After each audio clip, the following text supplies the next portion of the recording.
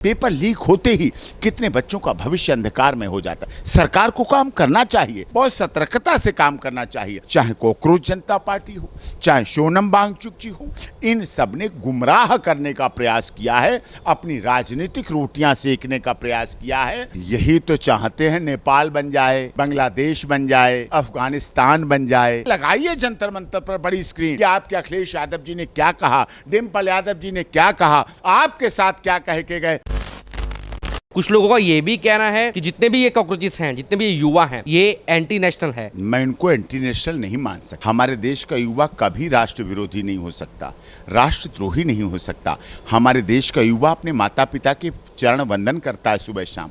हमारा देश का युवा जब सोता है तो ऐसे धरती माता को नमन करता है, सुबह उठता है अपने बेड से तो ऐसे नमन करके उठता है माता को, भारत माता। हमारे देश का मुसलमान पंचवक्ती नमाजी है, 5 वक्त नमाज पढ़ता है।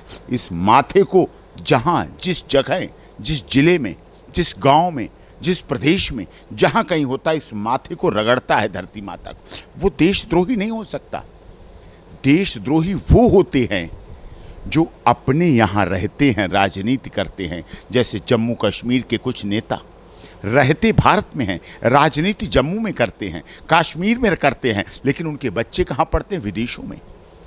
राजनीति करने वाले चाहे अरविंद केजरीवाल जी हों, मनीष सिसोदिया जी हों, अखिलेश यादव जी कहाँ पढ़ते थे? भारत में नहीं। ये लोग अपने बच्चों को विदेशों में पढ़ाते हैं, भारत में केवल राजनीति करने के लिए रहते हैं। जिनको अपने देश से प्यार होता है, हम आप जैसे सब लोग अपने बच्चों को अपने सामने अपने देश में पढ़ाते हैं, भारत माता में पढ़ाते हैं, हिंदुस्तान में पढ़ाते हैं, राष्ट्र माता के साथ कहते हैं, राष्ट्रगान के साथ गाते हैं, वंदे मातरम के साथ कहते हैं, भारत माता की जय के नारे लगाते हैं।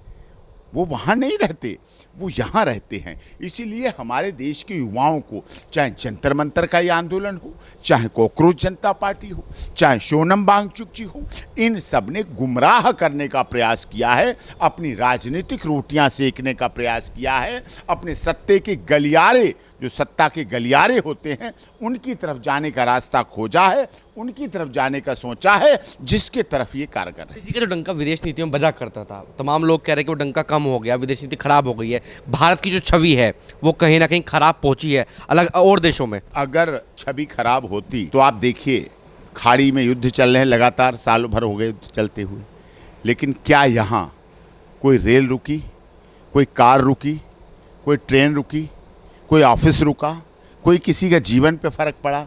सब कुछ चल रहा है। पहलगाम घटना हुई, लोगों ने देखा कि भारत अस्थिर हो जाएगा, धर्म देख के इस देश में मारा गया। सोचिए आप, लोगों की कितनी बड़ी साजिश थी, लोगों का कितना बड़ा षड्यंत्र था।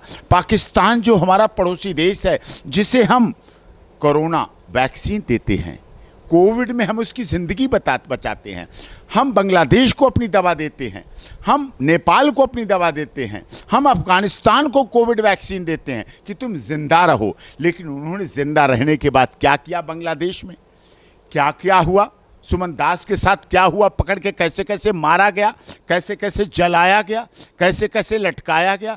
और पाकिस्तान में क्या होता है, कैसे पहलगाम घटना हुई, कैसे धर्म देख के मारा गया। भारत अगर विदेश नीति में कमजोर होता, भारत अगर दुनिया के सामने कमजोर होता, तो सोफिया कुरैशी के द्वारा 27 मिनट के अपने युद्ध में पाकिस्तान को 100 आतंकवादियों और ठिकानों को उनके समाप्त नहीं कर पाता।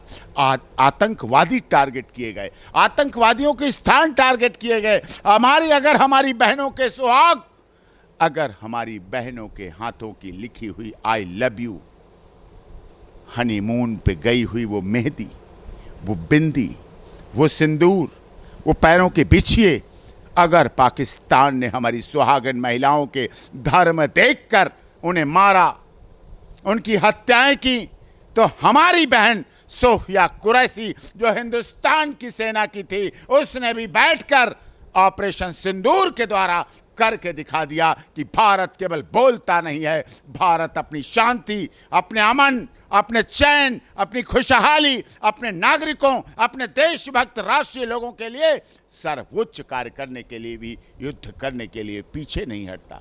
अमेरिका को घुटने टेक कर कहना पड़ा पाकिस्तान के लिए माफ कर दो और बैठ जाओ, चुप हो जाओ। सबने देखा है, अगर ऐसा होता भारत दुनिया का नेतृत्व करने की तरफ बढ़ रहा है। इसीलिए विदेशी लोग, मैं क्यों कह रहा हूं, इसमें विदेश से फंडिंग हो रही है, विदेशी ताकतें लगातार इस तरह का माहौल बना रही हैं, इस तरह का वातावरण बना रही हैं, इस तरह की स्थिति बना रही हैं, इस तरह की तरीके निकाल रही हैं कि भारत अस्थिर हो जाए, भारत कमजोर हो जाए। भारत का प्रधानमंत्री अगर नरेंद्र मोदी कमजोर होगा तो विदेशी ताकतें मजबूत होंगी। भारत केवल नरेंद्र मोदी के साथ चलता नहीं, उनकी बात पर विश्वास करता नहीं, भरोसा करता है और उनकी बात पर पूरी तरह दृढ़ रहता है। और भारत के युवा सोनम वांगचुक का नहीं कर रहे हैं फॉलो, अभिजीत दीपके का नहीं फॉलो कर रहे हैं। भारत के लिए अगर आदर्श हैं तो नेताजी सुभाष चंद्र बोस, जिन्होंने IRS की नौकरी छोड़ दी, चंद्रशेखर आजाद, राम प्रसाद बिस्मिल ठाकुर, रोशन सिंह, शहीद अशफाक उल्लाह खां जैसे लोग हमारे नायक हैं, जैसे लोग हमारे इतिहास हैं, जैसे लोग हमारा वर्तमान हैं। और जो कौम अपने इतिहास को भुला देती है, ना वो अपना वर्तमान संभाल सकती है, ना वो अपना भविष्य संभाल सकती है। ये सोचना पड़ेगा हमें, इस पर गौर करना पड़ेगा कि हमारा देश का इतिहास गौरवपूर्ण रहा है। कॉकरोच नहीं बन सकते हम माथे की बिंदिया बनते हैं, हम तिलक बनते हैं, हम तलवार बनते हैं, हम तराजू बनते हैं, हम देश का भविष्य बनते हैं। हमारे में से IRS बनते हैं, IPS बनते हैं, IAS बनते हैं, आप जैसे वरिष्ठ पत्रकार बनते हैं, न्यायाधीश बनते हैं, अधिवक्ता बनते हैं। और हमारे एयर सर्विसेज में जाने वाली कितनी महिलाएं हैं, इंडिगो तो कितनी महिलाओं को सर्विसेज देता है। हम वैज्ञानिक भी हैं, हम इसरो भी हैं, हम आदित्य L1 भी हैं, हम BCI की क्रिकेट टीम भी हैं। हम सब कुछ युवा हमारा कर रहा है और देश के उत्थान के लिए, देश के भविष्य के लिए कर रहा है। ये कुछ युवाओं को इस तरह गुमराह किया गया है और गुमराह करके जानबूझकर विदेशी फंडिंग करके ऐसा करवाया जा रहा है। जब आप गुमराह की बात कर रहे हैं, लेकिन आप ये भी तो बात देखें ना, बच्चे कहीं ना कहीं जो एग्जाम लीक है उससे तो त्रस्त है ना कहीं, तो गुमराह कैसे हुए? अपनी मांग को लेकर जंतर मंतर तो आएंगे ना। कुछ बच्चे तो ये भी कह रहे कि नेपाल बनाना पड़ेगा, नेपाल जैसी स्थिति भारत में बनानी पड़ेगी। यही तो चाहते हैं, नेपाल बन जाए, बांग्लादेश बन जाए, अफगानिस्तान बन जाए। भारत को भारत कौन बनाना चाह रहा है? अगर भारत को भारत बनाना है तो आपको ज्ञापन देना पड़ेगा, समाधान ढूंढना पड़ेगा, समस्या के लिए निदान करना पड़ेगा, आपको संवाद करना पड़ेगा। संवाद करेंगे तभी तो बनेगा। नेपाल में भी सरकार उत्साहित करके बना ली गई। सरकार बदली जा सकती हैं, लेकिन हम सरकार बदलने की नहीं बात कर रहे हैं, हम समस्या के समाधान की बात कर रहे हैं। हम चाहते हैं, कौन चाहता है दुनिया में ऐसा जो बच्चों का भविष्य खराब हो? वो पेपर लीक वाले बच्चे जिनके माता पिता मुश्किल से अपने पैसे जुटा के कोचिंग कराते हैं, खुद भूखे रहते हैं, खुद माँ अपने सोने का गहना, अपने पुरातन उसके मंगलसूत्र, अपने सोने की चूड़ियाँ जो उसकी परदादी से मिली होती हैं, उनको बेचकर कोचिंग करते हैं, उनको पढ़ते हैं, उनको लेके अपना जीवन चलाते हैं, आगे कोचिंग जाते हैं। बाप भूखा रहता है, बाप फटे जूते पहनता है, बाप पैदल चलता है, बाप टोटी का पानी पीता है, बिसलरी की बोतल नहीं पीता। पैसे बचा लें, पैसे बचा लें, दिन दिन पैसे बचाते हैं। किस लिए? अपने बच्चों को पढ़ाने के लिए, अपनी बेटी को पढ़ाने के लिए, अपने बच्चे को नीट में पास कराने के लिए, अपने बच्चे को UPSC में पास कराने के लिए, एक अच्छा डॉक्टर बनाने के लिए, अच्छा का एम्प्लॉय बनाने के लिए, जो देश के लिए काम करे, राष्ट्र के लिए काम करे। उनका दिमाग ठंडा हो जाता है जब पेपर लीक होता है। पेपर लीक होते ही कितने बच्चों का भविष्य अंधकार में हो जाता है। सरकार को काम करना चाहिए, बहुत सतर्कता से काम करना चाहिए। और मैं समझता हूँ सरकार ने काम करने का प्रयास किया है, अपनी तरफ से पूरा किया है सरकार ने काम। अगर सरकार अस्थिर होती तो वो CBI जांच नहीं कराती। CBI जांच कराई गई, CBI जांच कराने का आदेश दिया गया कि जिससे कि ये कार्य निरंतर हो सके।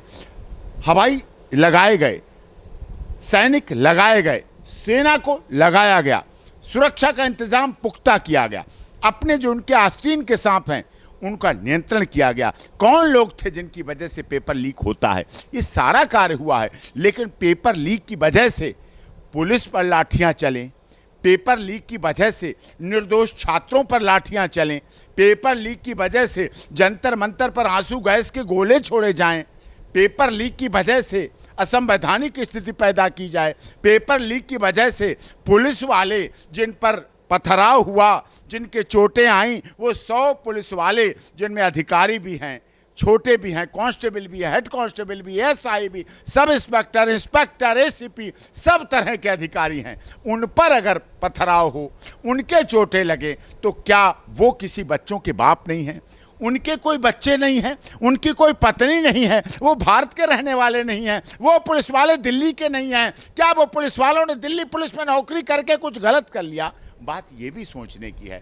आप ज्ञापन दीजिए, आप रिप्रेजेंटेशन दीजिए, आप आए हुए अपने नेताओं को, जो आपके नेता आए हैं, जो संसद में बैठेंगे, उनको ज्ञापन दीजिए और उनसे मांग करिए। आजकल तो सब लाइव स्ट्रीमिंग चलती है सदन की, और उनसे लगाइए जंतर मंतर पर बड़ी स्क्रीन कि आपके अखिलेश यादव जी ने क्या कहा, डिम्पल यादव जी ने क्या कहा, आपके साथ क्या कह के गए, वहाँ क्या किया जाके। ये सारी भावनाएं होनी चाहिए जिससे हमारे देश के बच्चों का भविष्य बने। भविष्य बर्बाद नहीं, हम भविष्य बनाने के लिए हैं, हम भविष्य निर्माण करने के लिए हैं। बच्चे क्या सिखाया जाता है? सेवार्थ शिक्षार्थ आइए, सेवार्थ जाइए, ये भावना नहीं चाहिए होनी चाहिए। और विद्या ददाति विनयम, विनयम ददाति धनम, धनम ददाति मित्रम, मित्रम ददाति सुखम, ये भावना के साथ विद्यार्थी अपना जीवन चलाता है। और विद्यार्थी पर केस हो, मैं तो धन्यवाद करता हूँ, पुलिस ने बहुत शांति से काम लिया।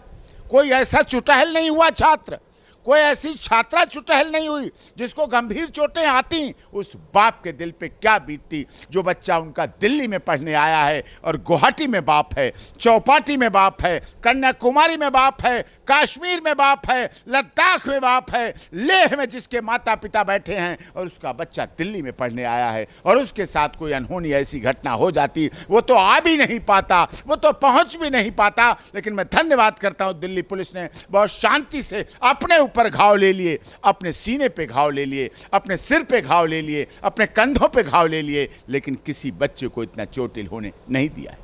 तमाम बच्चे ये शिकायत कर रहे हैं कि इतने दिन से हम लोग धरने पर बैठे हैं, सरकार की तरफ से कोई भी पर्सन हमसे बात करने नहीं आया। नंबर 1 बात। नंबर 2 बात, वो लोग ये भी कह रहे हैं कि जिन बच्चों ने सुसाइड किया है इस एग्ज़ाम लीक के कारण, उनको थोड़ा उनकी आर्थिक सहायता की जाए। नंबर 2 बात। नंबर 3 बात, चंद्रशेखर आज़ाद जो नगीना के सांसद हैं, वो संसद में धरने पर बैठे हैं अब भी। नंबर 4 बात, आज भी युवा ये कह रहे हैं कल के मूवमेंट के बाद ये जो सीजेपी का प्रोटेस्ट है ये अभी और मजबूत होगा, वो लोग यहाँ से हटने वाले नहीं हैं। कानून संविधान के तहत हो, न्यायपालिका के तहत हो, कानून को अपने हाथ में नहीं लेना चाहिए। आप शांति से बैठिए। गांधी जी ने बहुत बड़े आंदोलन किए, 9 अगस्त क्रांति का दिन, सत्याग्रह, नमक, जेल भरो आंदोलन, ये सब सत्याग्रह का सिस्टम है, भूख हड़ताल सिस्टम है, आंदोलन है। इसी को लेकर दिल्ली हाईकोर्ट में भी सुनवाई हुई, माननीय सर्वोच्च न्यायालय भी जागरूक है। कानून के तहत हो, विरोध हो, विरोध अगर नहीं होगा, विपक्ष नहीं होगा, तो संसद निरंकुश हो जाएगी। विपक्ष होना चाहिए, हर जगह प्रतिपक्ष होना चाहिए। पंडित जवाहरलाल नेहरू ने कहा था कि विपक्ष के बिना हम कुछ नहीं हैं, विपक्ष है तभी है। चाहे इंदिरा गांधी रही हूँ, चाहे अटल बिहारी जी वाजपेयी रहे हों, चाहे राजीव गांधी रहे हों, लेकिन उसका एक सिस्टम होना चाहिए। ये नहीं कि पुलिस वाले तोड़े फोड़े जा रहे हैं। कल क्या हुआ, दिल्ली का जितना लुटियन जोन है पूरा हाईजेक हो गया। हम लोग सुप्रीम कोर्ट नहीं पहुंच पाए, ऑनरेबल हाई कोर्ट नहीं पहुंच पाए। कितने लोगों की याचिकाएं डिसमिस हो गई, वो दोबारा नहीं लग पाएंगी।